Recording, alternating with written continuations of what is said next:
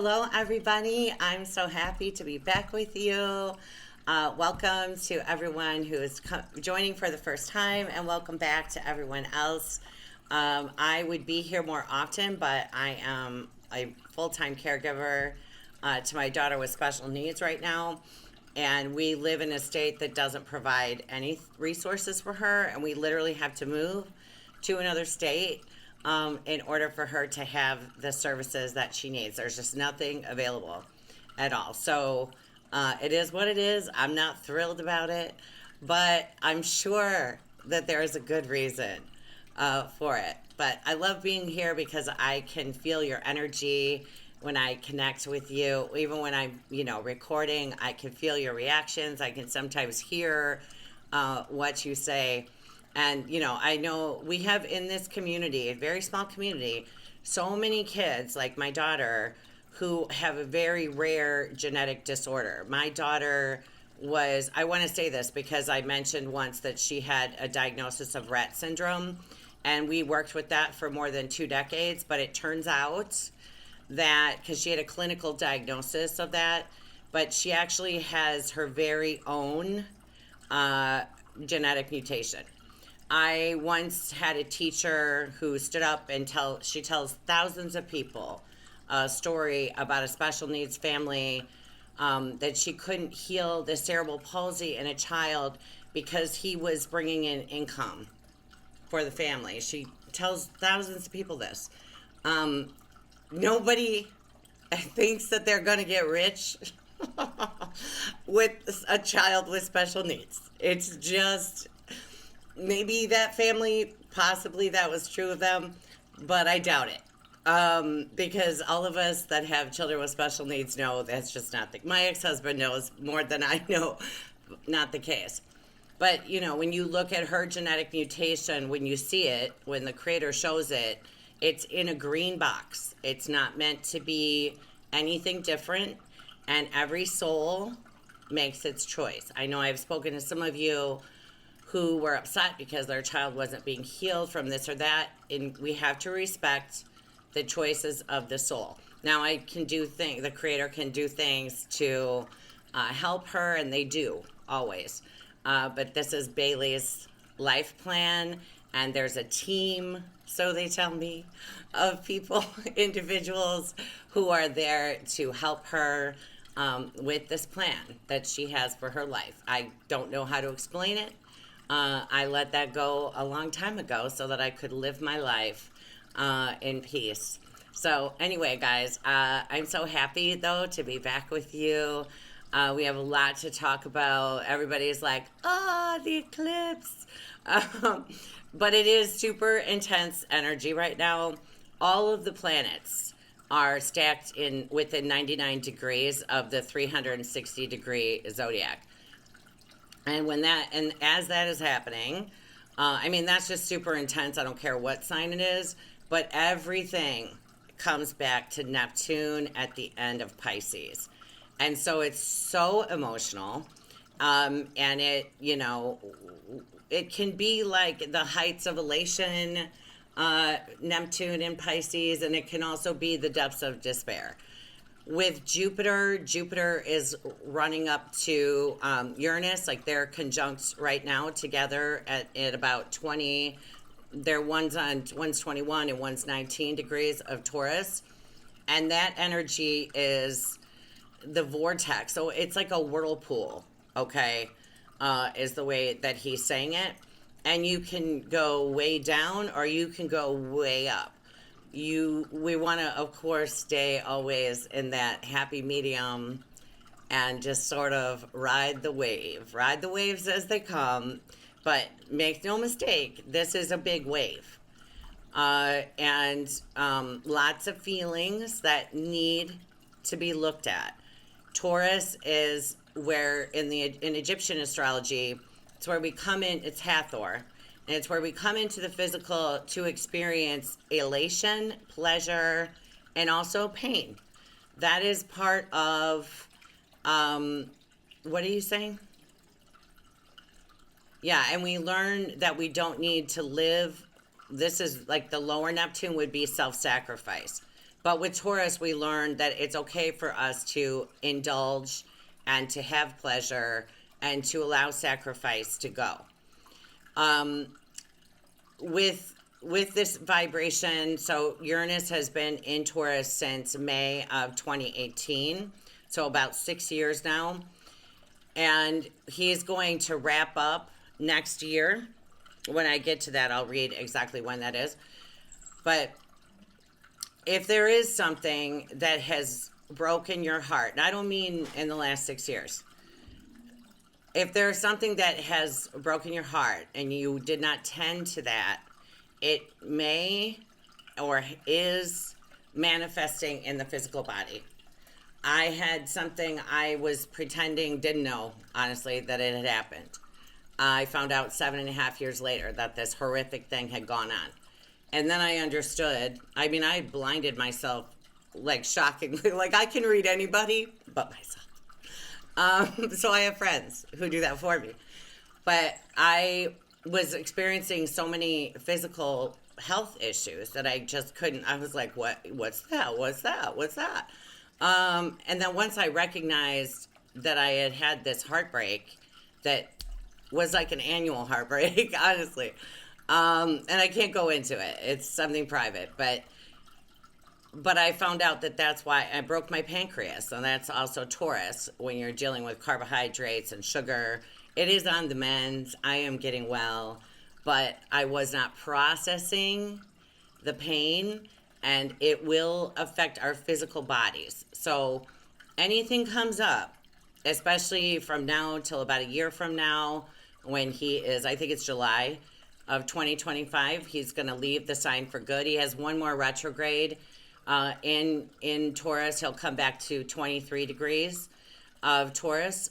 But please address, the pain. It's good to be in a place of happy expectation and to see the filter that everything is happy-go-lucky. But sometimes we need to address things that come up because they don't go away. They just find a place to settle, right, in the body. So he wanted me to mention that. I also wanted to talk to you guys. I never made a video for the Saturn-Pluto conjunction.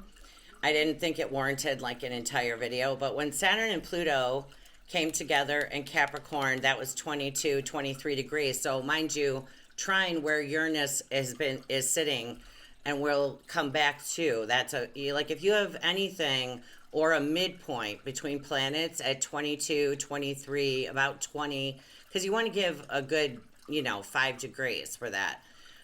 In Virgo, Taurus, or Capricorn, that is, he's saying being molded, being sculpted. Yes, it's being molded and sculpted. Waterfall behind me. So when they came together 500 years ago, they were at the fixed star Polis in the tropical zodiac, the fixed star Polis, which is about religious leaders and leadership. It's actually a fortunate fixed star at the beginning of Capricorn.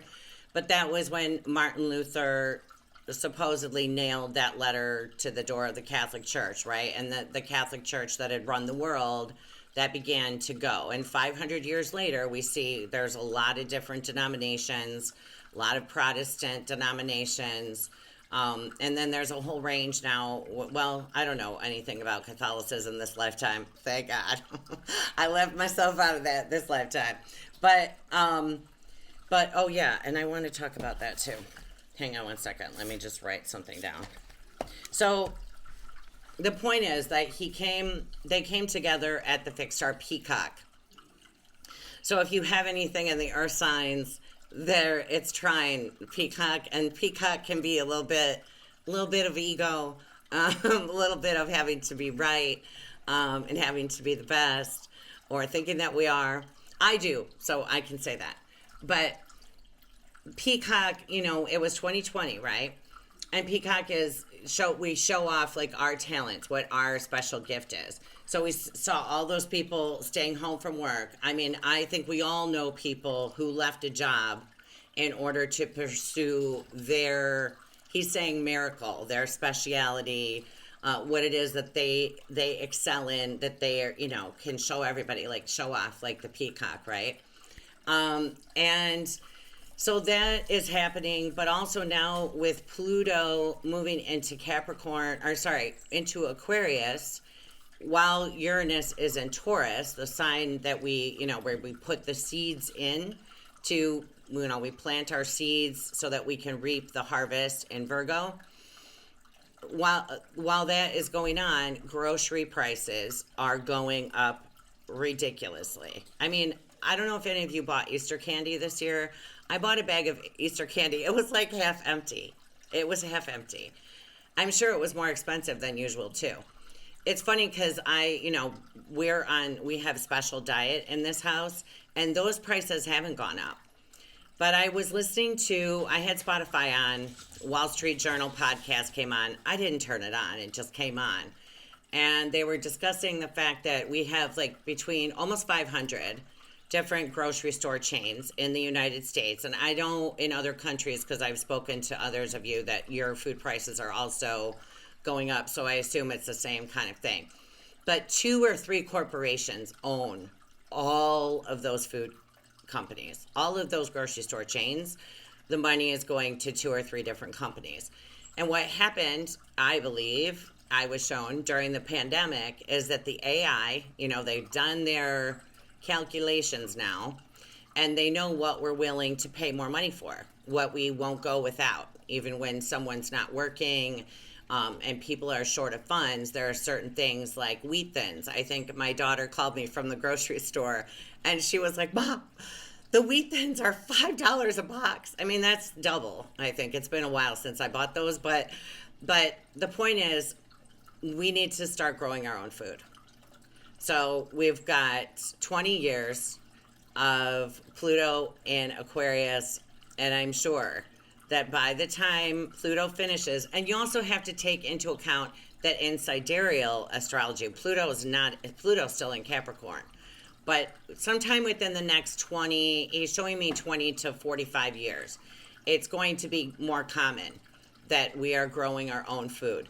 So yes, it is ridiculous. And he's talking about so that is where sacrifices are coming up with that we are making the sacrifice now. We're spending more money on food, but then we also can brush up our gardening skills and become an expert. And he's showing the peacock, like all of us out in the garden, like showing off our tomatoes and cucumbers and things like that. So yeah, that is really the main. That's the reason why, there's always a higher reason. So if you look at it from that standpoint, it's just easier for us than, complaining about it all the time or thinking about it all the time. And Pluto and Uranus are coming together, for the first time in 84 years this month. During this eclipse, all of the planets stacked up. They're answering to the god of dreams and wishes. Pisces is the eternal, the ethers, what goes on in the ethers, the dream come true, the grand prize, going viral, all of that kind of stuff. And it is true love. At the highest octave, it is, the creator's vibration of unconditional love, where we all become one unit. So in that way, of course, it's good. It's positive. A new moon, we seed the new moon, and it takes about 20, it's like 20 months, but I say 2 to 3 years, especially because Mercury is retrograde in the sign of the new moon, and he's going to go back over those degrees. That is just going to reverberate. Mercury, it rules cycles. So it's going to reverberate. And he's saying, and resonate and harmonize. Thank you. As well. So it isn't as negative. I want to say we're exhausted. Okay. So it's hard to be like, woohoo, when you're tired, right? But this is a good energy, and this is a great energy to mold your dream, your mission. Your mission is whatever you want it to be.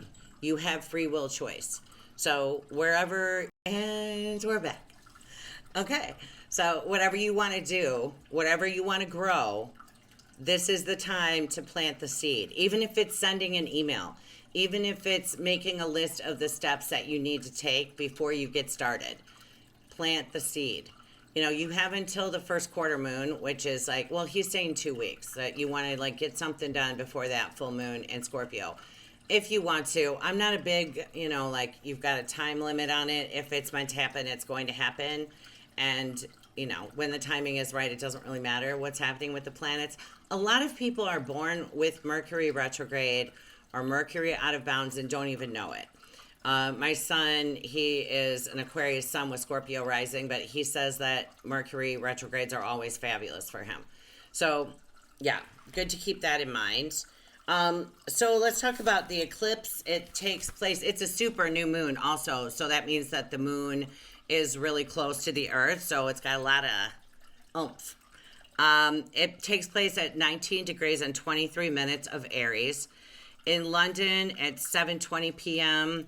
Central Standard Time, it's 1:20 p.m. And in Sydney, it's on the 9th at 4:20 a.m. 4:20.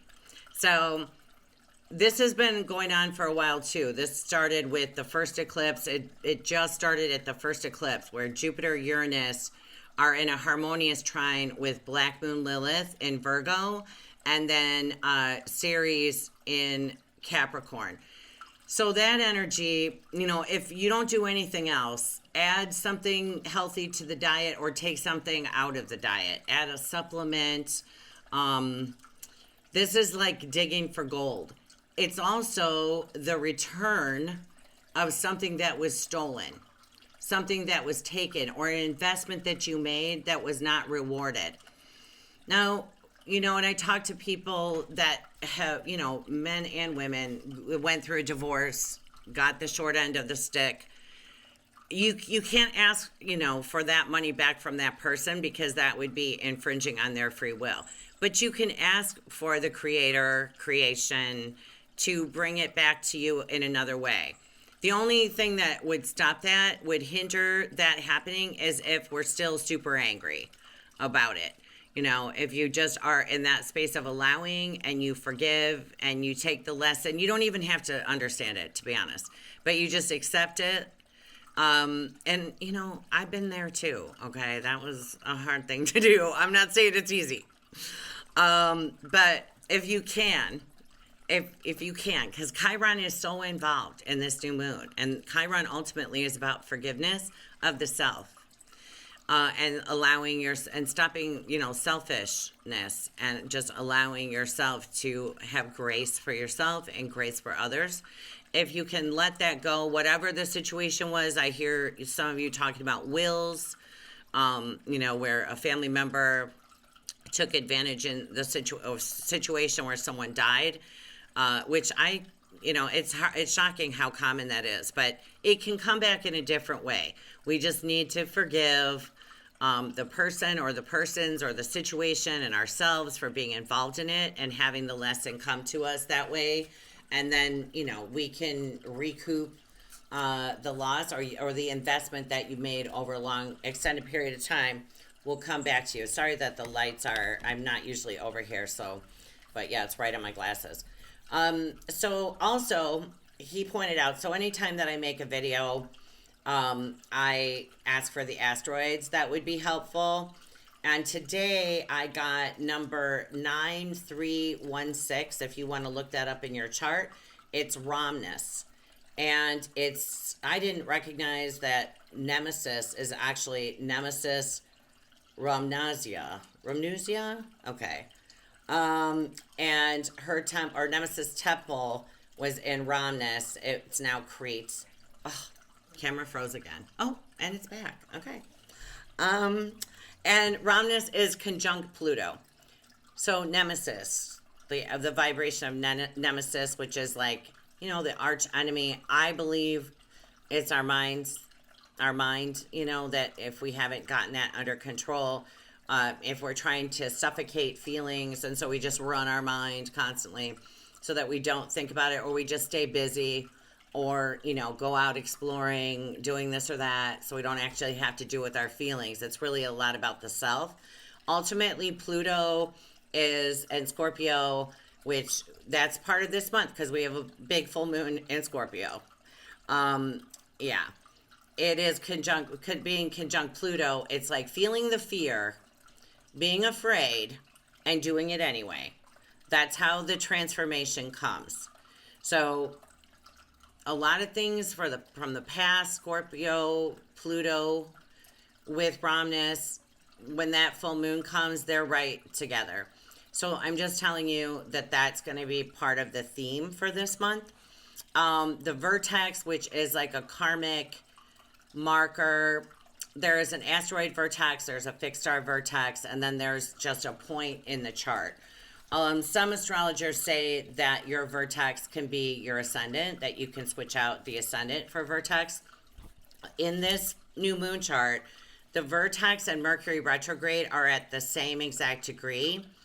They're in a harmonious trine to Juno. I didn't write down the signs, but Juno is in Virgo, and then Zion in Capricorn. Zion has to do with like the perfecting of the self. It's really the death of the ego. It can be significant in soulmate charts. Zion, when the vertex, Mercury retrograde, and Juno are trine, all of that is together. There is something with the past partnership because of those two being retrograde. I believe Zion is also retrograde now that I think about it. Let me look. Yeah, Zion is retrograde, and so is Juno. So I know there's been a lot of tarot readings lately about love, like good news about love. And I mean, it could be the love of your life walks through the door right now. I'm not saying it isn't possible. I'm saying everything is answering. There's something in a past partnership that we all have to deal with. And all of that, and it can be a partnership with your mother, it can be a partnership with your sister, your brother. Mercury is your siblings, it's counterparts, which is colleagues, so it covers all the partners. Juno, I have a significant Juno connection with one of Bailey's caregivers because we partnered together for a while she lived here and took care of Bailey. So it's any partner, but there's something to look at with that. Some karmic connection. It can even be things that went on with learning when you were younger that's coming to light, because Juno, remember, she was able to see beyond the veil that Jupiter was trying to hide stuff from her and created a bunch of clouds. But Juno, she was the first wife of Jupiter, Hera, and she could see beyond the veil into what was going on. So most likely something from the past, something that was hidden. So some sort of epiphany. It could be that you find out that, somebody really screwed you more than you knew about. That's possible. But when all of the planets are doing this, if you do meet someone, and I don't mean just a romantic relationship, anybody that you meet, give yourself till April 30th or May 1st when the planets stop all answering to Neptune. Because we can see things, all of us with Neptune in the 7th house will tell you, that you can see the potential of the person without seeing the actual person. Like that might take some more digging or more time to go by until you're able to recognize who the person actually is. So just putting that out there, it is the love of your life. Take your time, because this energy can get real carried away. And, you don't want to be running off to Vegas or doing anything right now, unless you've got a really good prenup, which you don't really get when you're running off to Vegas. But also with the new moon, Saturn and Mars are coming into their conjunction. So they're together in the tropical zodiac, and then they're contra-parallel the new moon. So the new moon, by declination, those energies are at 7, and then 7 north, and then contra-parallel is Saturn and Mars. Now, Saturn and Mars in traditional astrology are the malefics. So they run my chart. And, it's not that easy. It's kind of like you need to keep a slow and steady base. Okay. I was going to say pace, but base of operation. So you want to make sure, because yeah, it can be fear. Saturn and Mars can be fear. So you want to make sure like you're taking care of your root, but especially in this energy, the solar plexus is really important. And then he's bringing up health and habits. You know, if you can get yourself into a new routine. They're together in Pisces, so, you know, that's not. Mars is, I mean, one of my astrology teachers said that Mars in Pisces just kind of lays there. I don't think that's true. I mean, Mars in Pisces in his highest form is the spiritual warrior. But with Saturn, you know, you want to have, because Mars is our strategy, our sight. And when he's with Saturn, you know, Saturn will kind of rebuff him if he tries to go too fast, to get carried away.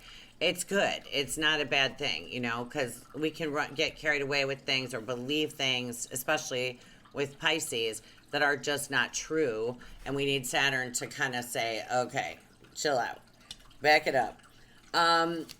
Cheroklo is asteroid number 10199, and that is the way that we weave the web of our lives. So it's the graceful spinner, and how we you know, spin our web and create what we want.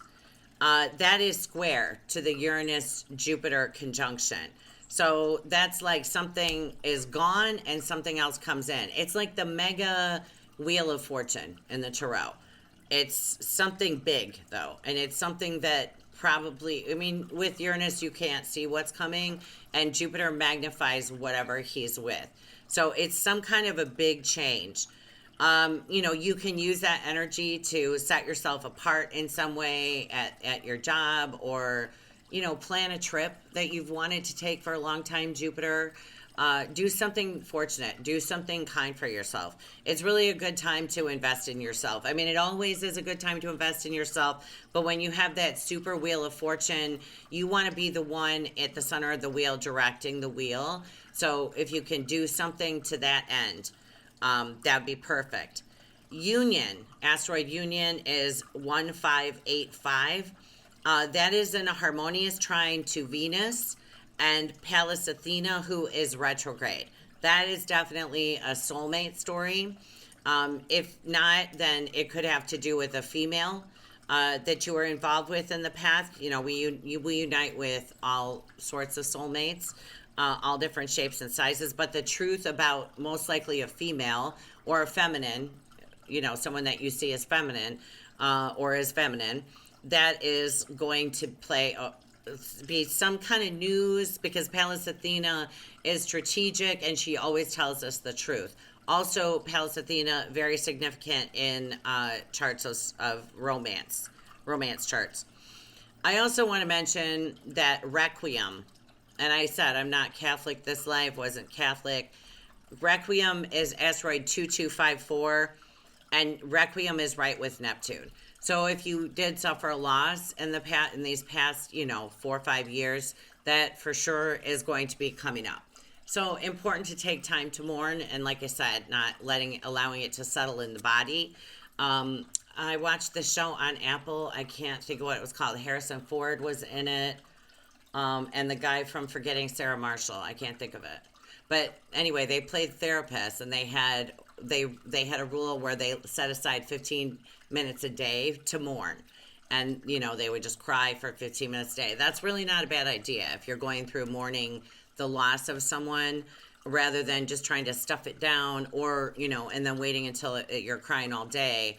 If you can set some time aside just to take care of your heart, do something nice for yourself too, something that they would want you to do to celebrate their you know, in their name, to celebrate their life, but something for yourself. Asteroid Sphinx is number 896. That is square the energies of the new moon and sextile, so a choice with Uranus and Jupiter. Again, you know, the mysteries of the universe. And I don't know if you'll be able to see in this chart, but Sphinx is at the top of this sky. So you see that yellow line, the biquintile from Uranus and Jupiter and Taurus going over to the south node, which is on the ascendant of the universal chart. that's getting past codependency, and where somebody has taken something from you and caused a great imbalance. That's going away. Doesn't mean it won't come back. It could come back. With the nodes, you can't really. I mean, it's too simple to say south node is negative and the north node is positive. It's not true, and that's not the way that the nodes work. But with the south node, it's most likely, something from the past where, you made it feel robbed and then an imbalance was created. Just, like I said, choose the forgiveness and see that being righted somehow. We don't need to know how. We just are open to whatever way the benefits and blessings are coming in. We're just open to receive them. Mercury went retrograde at 27 degrees of Aries on the 1st of April. He actually didn't start moving back until the 2nd. But the 11th of April, he will be Kazemi the sun. So that can be when all these, wow moments come in. Of course, always depends on our charts individually. Not the greatest day around then to be giving a presentation. If you do need to do something like that, make sure that you take time to rehearse it, because when it's Kazemi for a few hours and then it's combust, and then it can be hard to keep our thoughts straight. Also, be careful, that's going to be a lot of he's saying obsessing. So where your mind just keeps going. And then he's going to station at 15 degrees of Aries, which is where the north node is, which is why I'm saying this is going to reverberate for a long time. He stations at 15 Aries on the 25th of April, and then he will clear his shadow on the 13th of May. He'll be back at 27 degrees of Aries. Watch overreactions. I've done it this past week, but, I asked someone a completely innocent question a couple weeks ago and got, skewered. I was like, oh, okay. I said to my daughter, I tease her because I do readings. I text her sometimes and I'm like, I think you're gonna have a baby soon. And she has Mercury in Capricorn, and it's hard to joke with people. Not all of them. I know it's not true. I know for a fact that's not true. But typically the reputation of Mercury in Capricorn is that they don't do sarcasm. And she texts me back, do you know how reckless it is for you? And I was like, oh, isn't Mercury on your Saturn today? And it was. She was very upset with me, but I love my daughter. So let's talk about then moving forward. On the 17th of April, Mars and Saturn, who get together, they're pretty much together now. This is the 4th. They begin to separate. And as they begin to separate, Uranus and Jupiter, who are together now while I'm talking, are going to come together at the exact minute, to the minute. That's unusual that planets come together right at a moment. 21 degrees and 49 minutes of Taurus. And that's going to go on from April 21st to the 5th of May. So valerian roots, melatonin, that can just be, and I think, it'll taper off, but the 21st is when it's going to reach the peak. A lot of people say once a transit peaks, then it's just waning or it's not affecting you. But if you have planets around 20 degrees of the Earth sign, it's going to affect you, especially if it's your moon or Neptune, something that has to do with sleep. You might want to start working out a little bit harder, adding more time to your workout so that you can sleep at night. And then April 24th, I'll make another video for this. April 24th, full moon at 4 degrees and 17 minutes of Scorpio. The first decan of Scorpio is ruled by the 5 of Cups. So keeping our eyes on the 2 that are standing, forgetting the spilled milk, or crying it out, letting it go, feeling the feeling, and then getting back to our happy place. Pluto and Ramnus, like I said, are going to be together for that. Pluto obviously rules this with Mars. Mars will still be in Pisces at the time. He's right with Neptune for that. But Pluto and Ramnus are quintile, the North Node, and Mercury is stationing. So I'm telling you guys, this month is going to reverberate for a very long time. If you have big choices to make right now, take your time. And, he's saying be kind to yourself, ride the wave. He's saying like skip the stones across the, something that is just relaxing and calming. Remember that we can't make a mistake. We can just choose to have a different experience, but there are no mistakes. Everything that we've chosen has been correct. If not, it wouldn't happen that way. The creator would have stepped in and divine timing would have made it a different result. The moon is also going to be by quintile Neptune for that full moon. So I'm not gonna do what I did in January and tell you that it's not gonna be emotional. It's most likely gonna be emotional. Even this new moon, I think, is going to be emotional. Also, for those of us in the northern hemisphere, all of the planets, the luminaries and 5 of the planets will be. I don't really know about Pluto because NASA doesn't count Pluto. But they'll all be up above the horizon. So that's pretty unusual, you guys. It is a big BFD, as the kids say these days. Be careful also with people coming back from the past right now. Doesn't matter how much you love somebody, you can't love the entitlement out of them. You can't make them see things that they are not seeing about themselves. You don't want to be in that situation where somebody is feeling super needy and they reel you back in just to throw you away again. Nobody can afford it. Nobody's got time for that. The kids these days call that the F-boy syndrome. Or you can get the females that just need to be worshipped and adored and not anything else. So, these are the cards that he gave me. Peaks of joy, because Neptune is pure unconditional love. And it's very possible that you meet somebody from a past life or someone that you have a very strong connection with at this time. Also, I've talked to, some of you and even a family member who walked out of a job because they were so miserable. Do that now. And the universe will reward you if you can. If there's any way possible, if you need to leave a place because it's so miserable to walk in there every day, leave. Same with marriages. I thought, honestly, I'd lost my mind after I filed for divorce because I hadn't felt that happy. I mean, God love him. We were kids together. I grew up with the guy. But, yeah, it was time to go. And then home, remember that you have a safe place within yourself. So solar plexus and root chakra work, going to be important to do that deep breathing. Let the psoas muscle relax. Do the somatic yoga moves. You can find easy somatic yoga moves on YouTube that are like, 10 minutes, 15 minutes. The wishing well, Neptune and Pisces and all of this energy coming back to Pisces is, having faith, having hope for the blessing, wishing on stars, Uranus and Jupiter together, and then, the unknown. So adding to our adventure this lifetime, things coming in that we were not seeing ahead of time.